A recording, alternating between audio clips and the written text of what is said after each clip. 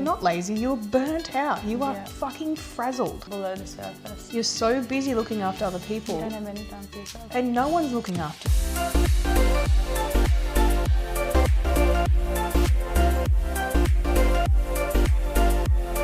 Got our drinks. Cheers. Cheers. Hello and welcome to another vlog on YouTube. Podcast on Spotify. Great start, and Apple Podcasts. Coach Mariah Jean, Coach Chloe Jane. Hi. Back in the house. Hello. Out of the postpartum fog again. Still deep in it, but just... I'm pulling you out. Fuck this, get out of here. You're coming into the podcast again. No, we've got you back. You're very sleep deprived as usual. Yeah. Teething baby. Yeah, full molars. I feel like I better not get pregnant anytime soon because it's just between the two of us, we're just going to be complaining about teething and not sleeping for like 3 years. Every day. It's like, hey, babe, how are you feeling? I'm tired. Just the normal. Always tired. Yeah. And honestly, like you've got two. Like I don't know what happened. You've got a lot. Well, I only got Sienna 50% of the time, but That's still two. You've still got all the mental load. I mean, speaking of which, podcast episode today. Are you lazy or just burnt out? We know who this one's for. Mummies, yeah. So, question is, are you lazy or just burnt out? Reason why we picked this topic, we've got energy drinks today for a reason. I think, for the most part, we get a lot of people come to us, clients. We've obviously had, thank you so much for your support, guys. A crazy amount of sign-ups. It's been amazing. Obviously, what we've been doing is working. So keep doing it. But yeah, I think we've had a lot of women come to us with it's the same story, over and over again. Absolutely. So I don't have time for myself. I'm too tired by the end of the day. I'm just kid focused. I'm tired all the time is a big one. I'm tired all the time. I have no energy. And I think I've been hearing a lot from women, I'm just lazy. I think I'm just lazy. Yeah. Or I'm unmotivated or... I'm unmotivated is a big one. I think honestly, being unmotivated is not necessarily...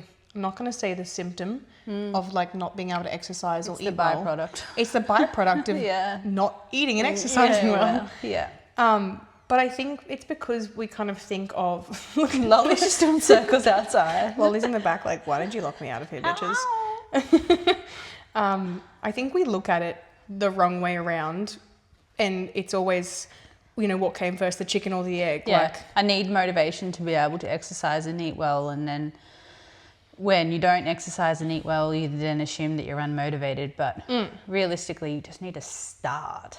Yeah, and you need to prove to yourself that you can do it, and then motivation comes after that. Yeah, I think honestly the first step to starting is getting the fuck out of your own head. Number one, stop making all these assumptions about what you think it's going to look like, because I think that's and what it needs is. to be. Right. They paint this really complex picture of I'm going to have to meal prep. And I think that's because of the stereotypical, I actually was having a conversation with a client about this the other day, in the sense of when they sign up to coaching, they think because of society, we have created this assumption that we have to train 6 days a week. We have to hit our 10,000 steps. We have to eat chicken, veggies and rice every single meal and be protein flooded. And, there's so much different information out there that it is overwhelming.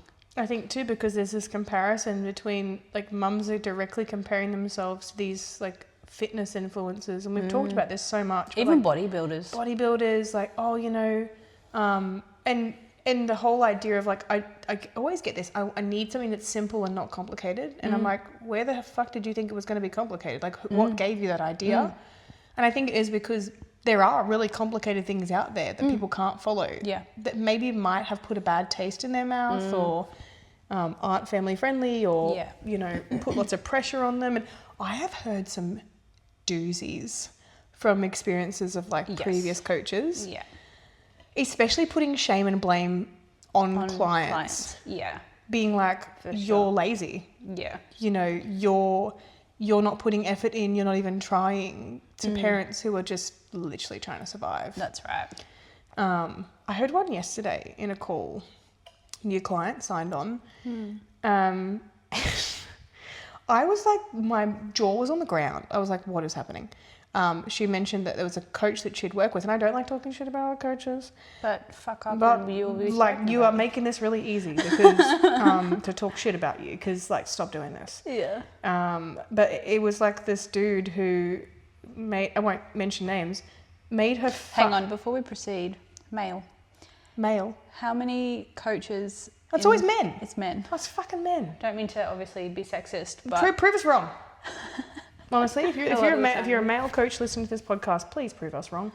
But please. I mean, there's some great male coaches out there. There are, 100%. But I always get women come to me, oh, I had a previous coach. Oh, cool. What was their name? Oh, well, they were a dude. Oh, Yeah. say no more. Yeah. They made me do this, and this, and this, and this. And the stupid thing is, in this industry, people listen to men because they're an authority and That's that, right. you know, They're dominant. they assume that they know what they're talking about and they've got Testosterone. Because they got muscles. Just because they got muscles doesn't mean they know what the fuck they're doing. Like, They probably inject themselves 3 days a week. oh, they 3 could times a do week. that. They may have no kids, have nothing better to do with their lives. Yeah. And I mean, even if they do have children, like, let's face it, most of the time they're not the primary carer. Like, Yeah. sometimes, don't get me wrong, there are single dads out there. Hell yeah, hallelujah, like, you're doing great. But anyway, I digress. I digress. Coaches, there was this coach literally made her fast, no food until lunchtime. And then for lunch, it was like steak, Please don't say like steak, like vegetables, and no carbs. Is it that fucking, what's the diet called? Brain fart? Not keto. No. It's where they just Carnivore? Yeah, that. No, it was similar to carnivore, but like no carbs and fasting, and then only had like a big piece of steak for lunch. I mean, yum, but have brekkie first. Like, why are we missing breakfast? Hold on, sorry, rewind. The steak, yeah. There was a time there where I was meant to eat, but I didn't. And then like didn't eat for the rest of the day or something like that, and it was like only 1 meal a day. It was 1 meal a day. Get out of town. It was 1 meal a day. And this is what I was number one shocked. Number two, I almost cried in the call because I was like, how the fuck are people ending up here again? Like, yeah. Because and it's not their fault. Like, they end up in the wrong position. They trust the wrong people. They don't know who to trust. That's right. Who do I trust here? It's such a, big industry. Just so you know, qualified, certified, registered, insured nutritionist over here, Chloe. Qualified, registered, insured, and certified nutritionist. Like, we do things by the book. Yeah. And there's a reason why there's a book. There's a reason why there is protocol. There is standard of practice. We constantly have conversations about clients if we think that we need to take things in a certain direction or whatever. Literally called you this morning. Literally, it's like, the thing is, you follow the simple plan that we set for you, but nutrition itself is complicated. That's why we study it. You do not need to understand the complexities because you're not a nutritionist. You don't pay the registration fees. You don't. Thank you. You don't do the study. Like, yeah. You just know we're going to teach you the basics. We're going to teach you what you need to know, and then from there, right? That's all right, Chloe. You're that person that has your phone on loud in the cinemas, I'm aren't you? waiting for a call. That's okay? fine. Got an important call. What's more important than us, huh? A rental property. That's fair. Actually, yes. Not being out in the street. Just leave. I'll imagine being in the podcast like, hey, yeah, no worries. Oh, yeah, woo, we got it.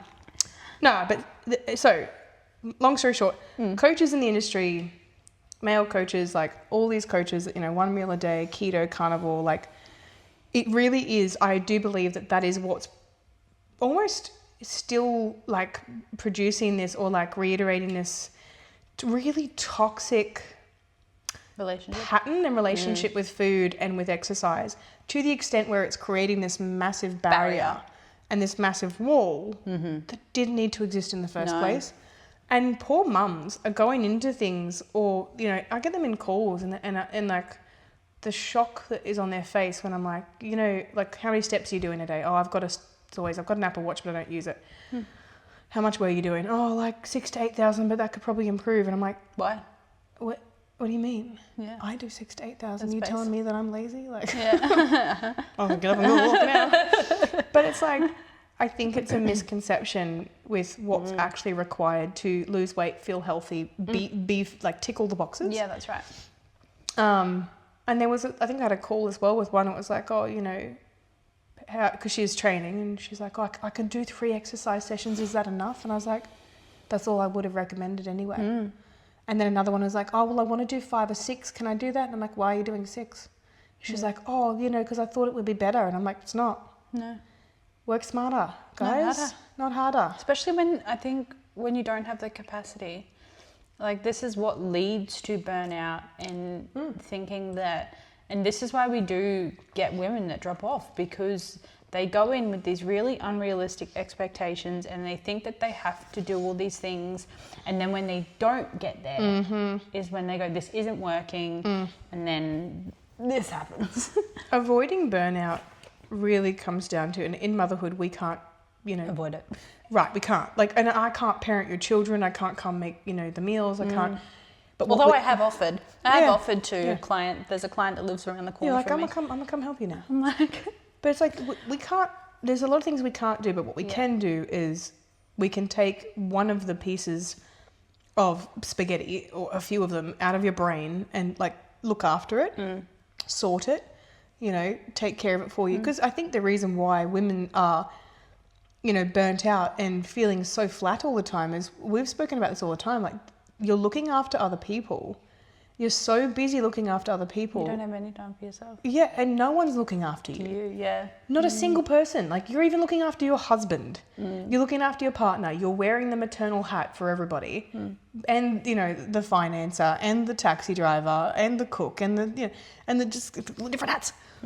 And no wonder you're feeling burnt out. Like, I would say you're not lazy. You're burnt out. You are fucking frazzled. Well below the surface. And so I guess in that, you've got to ask, if you are burnt out, right? Like, if you genuinely are, I'm burnt out. And I would say most mums, they're burnt out. Who are you leaning on? That's right. Who have you got around you? What's your support network? What support are you using? And there's a lot of shame, I feel, in leaning on support. And I feel like that's why some mothers avoid it. I think it's a pride thing. It's a pride, it's an ego, but not necessarily like we're guilty of it day to day. Oh, yeah. There's situations, I know, like the beginning of the year, I was in a really dark place mentally and I lent on no one because I felt like a burden. You do that, yeah.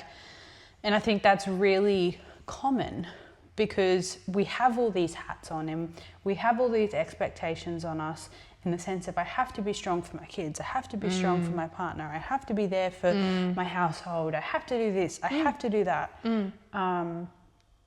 And we don't let people in. Yes. We don't let people in, we don't want, because we know they've got their own stuff and it's like this kind of vicious cycle. But do you know what I think where that changes? And this is, I don't know, I feel like when you're paying for a coach, it's different because you don't feel guilty for accessing it as much as what you would, for example, if you're like, asking a friend. But the thing is, I still get clients that apologise. Yes, same. Literally, I'm like, I'm sorry for messaging. I'm like, you are a one-on-one client. This is part of your service. Yeah. Just confused question mark why you're apologising. Yeah. Yeah, agreed. And I think that's just a reflection of us as coaches, in the sense of this isn't a transactional service. Like, we really delve into creating that connection, that it's almost like asking a friend for... It feels like that, correct, yeah. I think that exactly, it's not... Because, there are like coaches out there that they'll be like, they'll only... Like, they'll give a person a time limit of how long they can spend with them each week. Like, they'll actually... No joke. I've heard of it happening where they're like, Sorry, you're not in your 30-minute block today. Thank you. And it's like, holy shit, Imagine if we did that. I think we take a really bespoke approach. Like, we honestly, like, we'll always look at what is working, what isn't working. Correct. And if a client goes, this isn't working, we don't go, okay, well, fuck it, bye. Like, we're like, okay, how do we fix it? What's this? Okay, let's talk about it. What is actually, I think we working? dig. Yeah. We ultimately, we want to help you help yourself. And oftentimes when we are in that constant state of burnout and overdrive, we don't actually know. Correct. We aren't aware of what is not working. So having the ability to have someone from the outside ask you these questions. Be like, okay, is this being done? Is this being done? If not, okay, how do we fix it? But how do we fix it in a way that's not going to create more? How do we fix it in a way that's it's going to feel like less? I would liken it to having, you know, a personal assistant, right? Yes. In life. And it's like, we are the personal assistant for your health. Yes. Your nutrition, your exercise. Yeah. And, you know, oftentimes I'll scope a client and like they'll start with me and let's say they're not exercising. Like let's say they're just kind of, you know, really stressed, really long work days. They've got lots of kids, lots of young kids as well. Like, you know, they're like, oh, just, you know, I can't make it to the gym. I'm even struggling to get home workouts in. My hubby works away, blah, blah, blah, blah, blah, blah, blah, right? I'm like, this person is not in a headspace for me to lump a gym program on them. That's right. So what I'm going to do is I'm going to say, your main goal is weight loss, right? Fat loss. Okay, cool. Let's just focus on your food and your steps. And like, because ultimately, when we look at the science-based way of losing weight, that is all you need. That's it. And like, when I say to people, treat exercise as if it is for your mental health, like gym or home training, time away from the kids. Yeah. It's the thing that will help you see more definition, like tone, because that's what muscle is. If we don't do that, we end up kind of skinny fat eventually. But in the sense, it's not a necessity. As a fat burner? As a fat loss tool. No.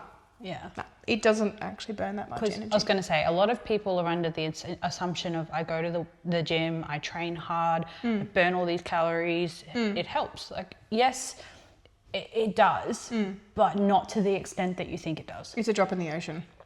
It's, you're literally putting like a dropper in the ocean when you exercise, when it comes to energy burn, and you're like, oh yeah, that workout did so much. It didn't actually. And it's, but like, this isn't us sitting here saying that don't you don't exercise. need to exercise, because obviously it is important that you do. Yeah. But in terms of having the capacity to do so in the point of life that you're in, it is not a necessity. No, and you don't have to do 5 sessions. No, like, that's right. Commit yourself to 2 to 3 a week. If you know that exercise has always been a real struggle with small people, commit yourself to 2 to 3. If you get 1, awesome. If you get 2, great. If you get 3, miracle week. Yeah. And don't see yourself as a failure for not getting 3. That is the biggest thing. Yeah. That is the biggest thing. They end up getting really disappointed and really guilty with themselves when they feel like they haven't. And I see it so often in check-ins.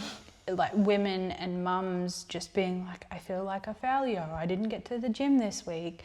It's like, you don't have to explain yourself to me. You know, like I'm in it. That's me. Yeah. I'm in it. Yeah. And I think too, like, you know, if we were to turn around and be like, oh, we train 5 days a week and, you know, or like 7 days a week, don't have rest days, which is stupid. I've never done that. Anyway, well, I did, but not lately. Yeah, not healthily. Right. Yeah.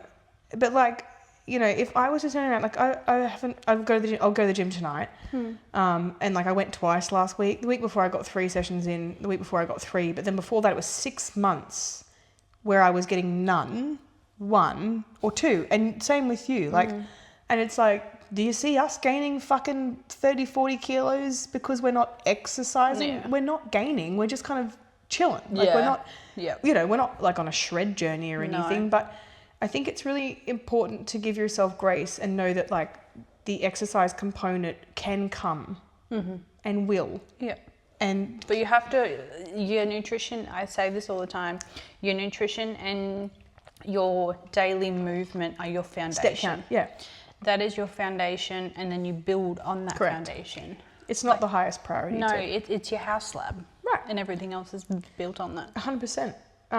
Because we love analogies here. Oh, yeah. I love a good analogy. In check-ins too, like I'll come up with an analogy. Always car analogies. I'm like, stop using cars, Mariah. Like I don't even know much about cars. Yeah, I always use cars as analogies to human bodies. Very different things actually, but I think too, like with the whole like laziness and being burnt out, nutrition, food, right? If you're snacking all day and you're not eating full meals, and it's full avoidance, it's what it is. I'll avoid sitting down eating a full meal. I'll avoid making one because everything else is more important. I don't have time. It's not that I don't have time. It's that I think my time is more valuable in other places. That's right. And it sounds like you're going to hate me for saying that, but like I've done it before where I've had my daughter hanging off my leg and she wants to go outside and play in the pool, or she wants to do this, or and it's like, I had a mum the other day say to me, I feed the kids I read them books and I shower them and I put them to bed. And I was like, that seems like a normal thing to do. You know, and this wasn't me trying to be critical, but I was like, and then she's like, but then I don't eat until later and I'll just eat whatever. And I'm like, why aren't you eating with them? Oh, it's too hard. I mean, I don't eat with my kids, just in the sense of Josh and I utilise the time when the kids have gone to bed to eat to have Together. us time. Yeah. But you're still, it's still like, you're sitting down for a meal. That's like right. You're physically taking that time to do that thing. Yeah. And you're not looking for a reason to not to do it. Yeah, that's right. Yeah. I mean, I never used to, you know what, to be honest, I used to do the same thing. I used to eat after, like not eat with my daughter. And then I still sit with my kids. Well, I found her eating habits changed and she stopped eating dinner unless I was eating with her. So now I've got to fucking eat dinner with my daughter. And sometimes I'm not even hungry. Yeah. And I'm like, it's 6 o'clock. Like, yeah. See, my kids have dinner at like 5:30. Right. It's like so early. I'm like, if I eat now, I'm going to be hungry in an hour and a half. I have to skip my afternoon snack and eat dinner, and then I eat like my afternoon snack like later at night because my daughter eats so early. But if she doesn't eat early, she like eats everything out of the fridge and like grabs everything out. So like the moral of the story is there's more than one way to skin a cat. That's right. But I think it's like, for example, if I said, oh well, I eat with my daughter at 6 o'clock and then I get really hungry at 9.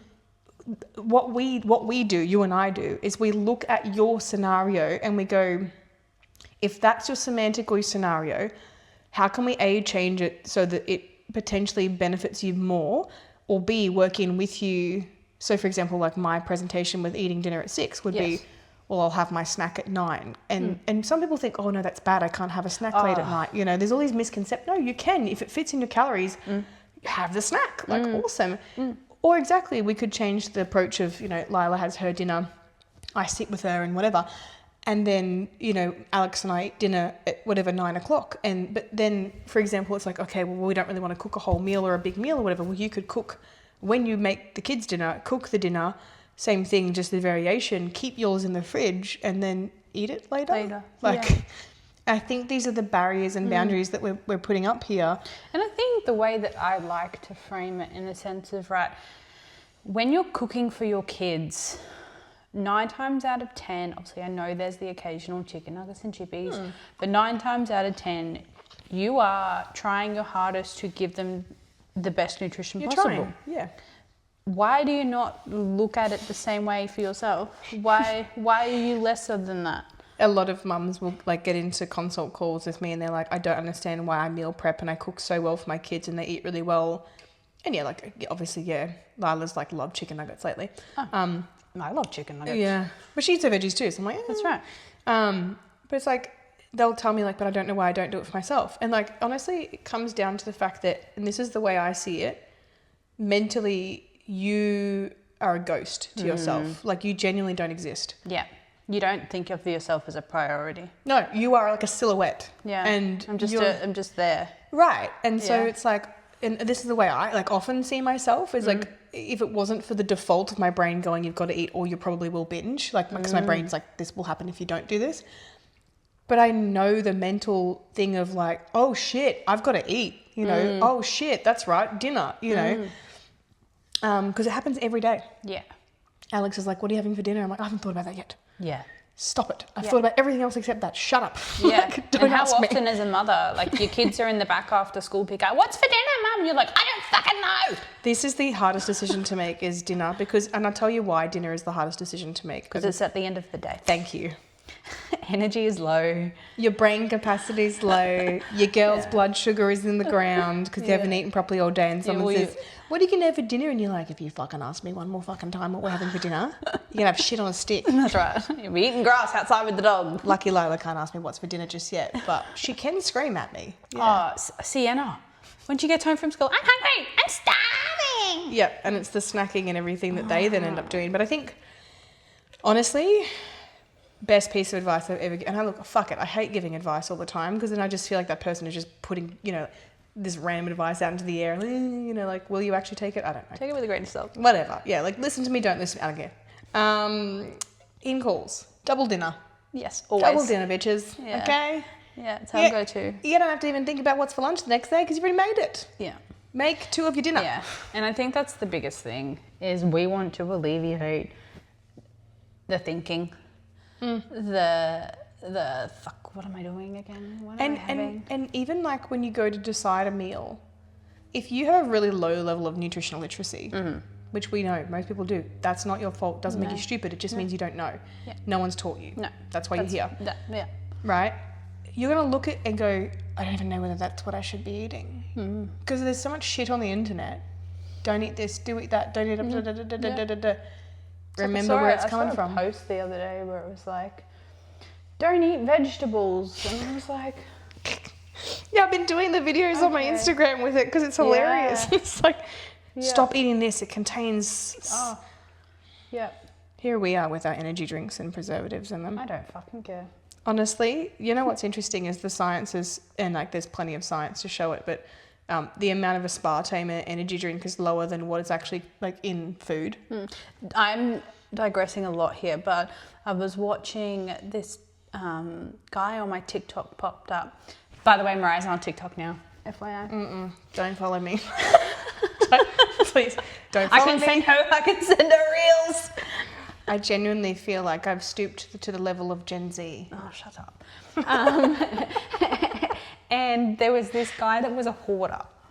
Oh yeah, I like and he was hoarding cleaning. stuff. He was cleaning this hoarder's house, and he had a full bedroom full of Monster cans. I've seen this. Yes. And it was piled up to the... Massively. Apparently, he was the comments. Yeah, he was from Australia.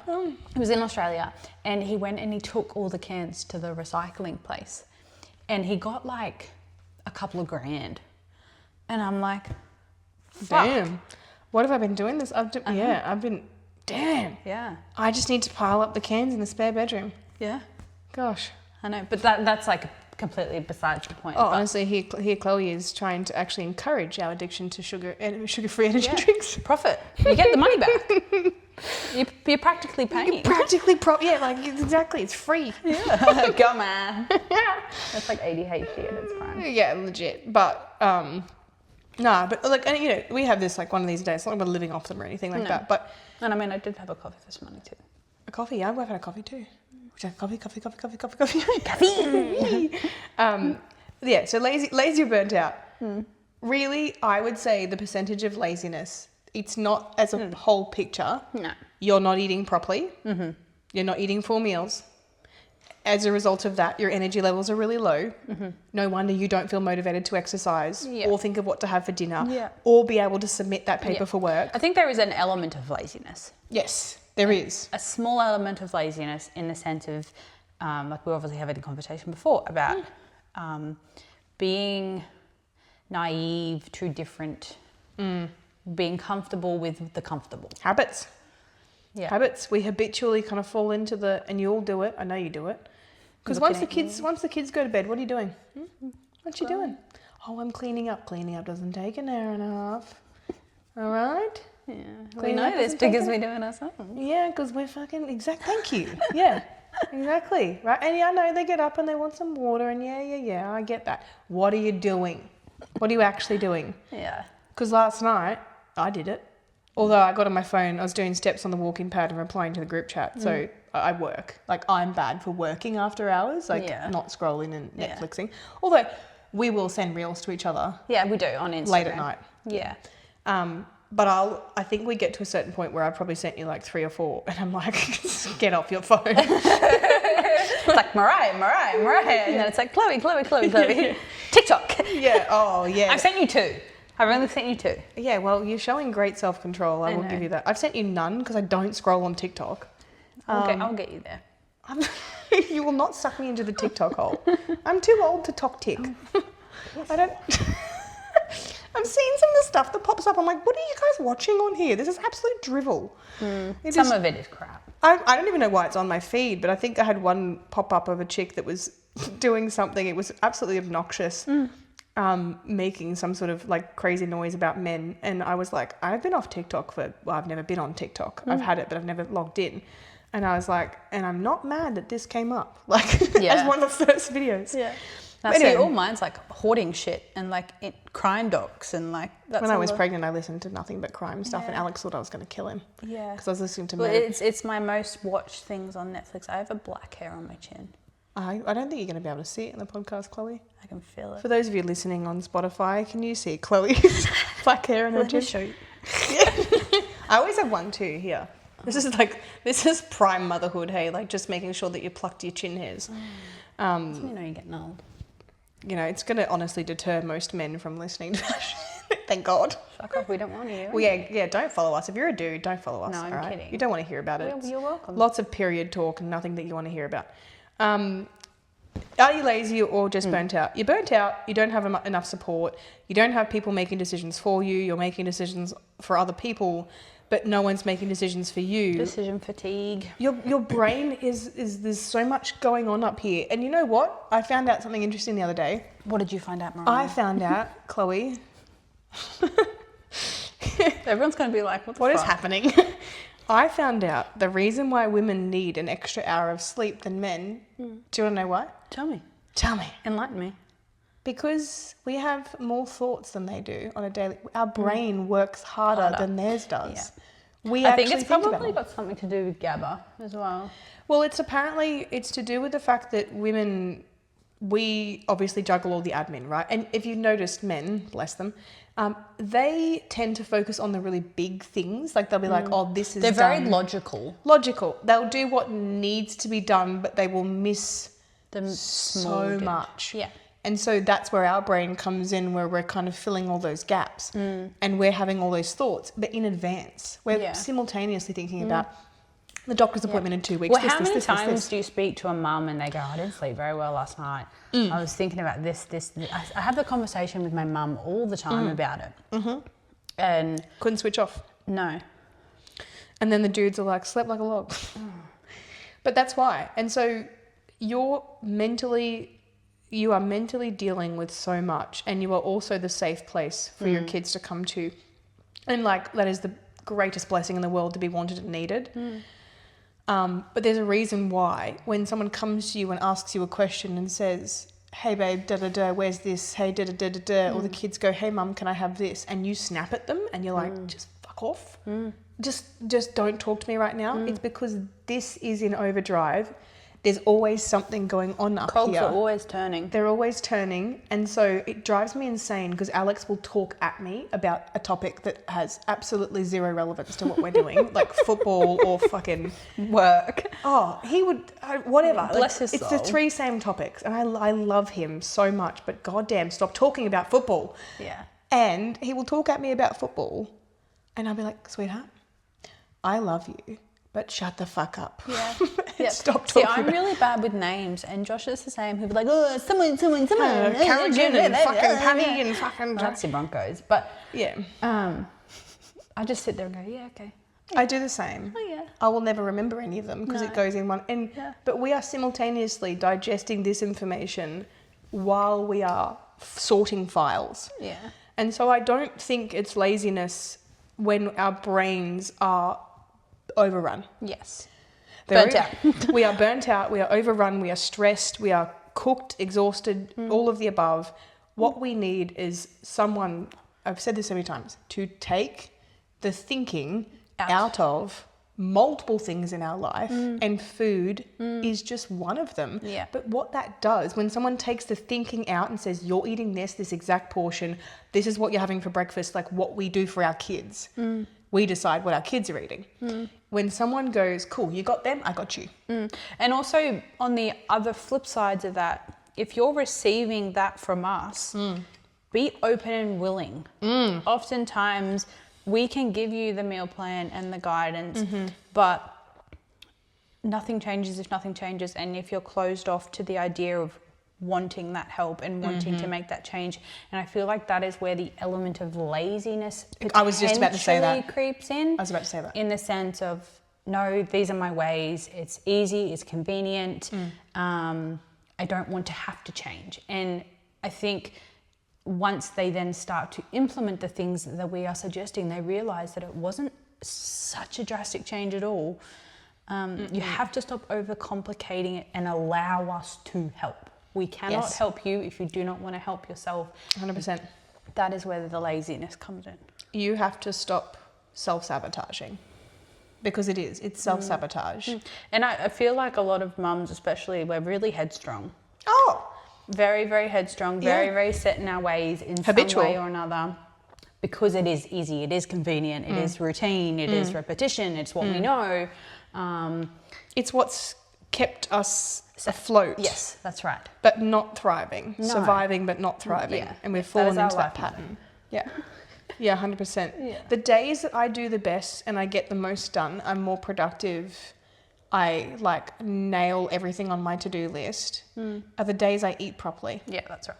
Which is fucking nuts, right? Like I look back and I'm like, oh, I felt that good because I had breakfast like on time. I felt amazing because I stopped to have lunch. And this isn't us just saying this. No. Because I know obviously there is a lot of people out there that push, eat well, do this, do that. We are saying this because it is evidence-based. It is science-based. It is, we've experienced it firsthand. Like, yeah, we wouldn't give you this advice and these recommendations if we didn't fucking mean it and if it didn't get you the results that you need.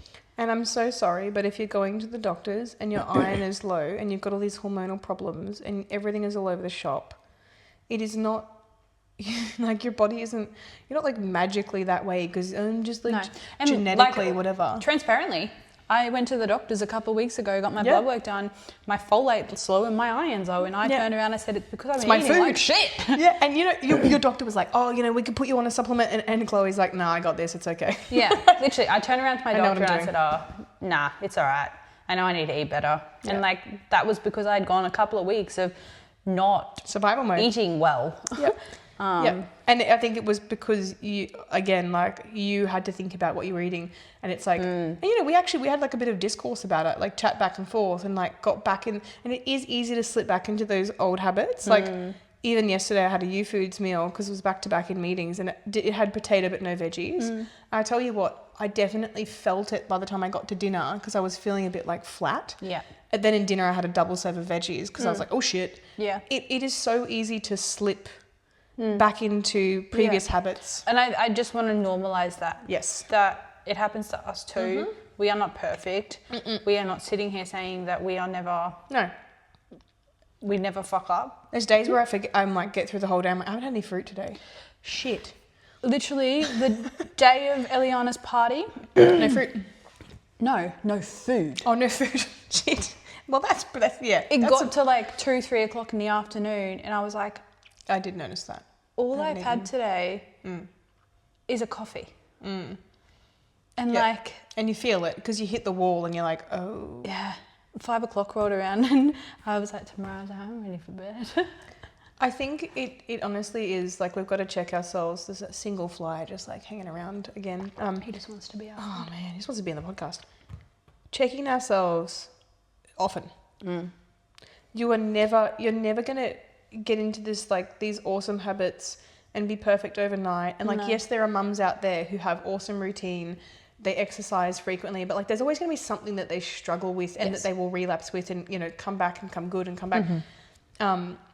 We get it all the time in the group chat with our clients. Like, I just can't seem to get this right. I'm like, stop trying to do it overnight, motherfucker. Yeah. Like, stop trying to get it right. Yeah. Like this, what's right? You know, like I think if you're not following your macros or your meal plan and, you know, you're going over your calories and just going YOLO, well, of course you're not going to lose weight. Like, no.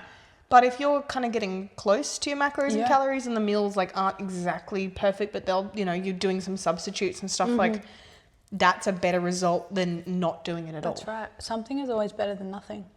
Yeah. So I think the moral of the story with this podcast is it's not black and white. Stop working in such extremes. It's not I'm either all in or I'm all out.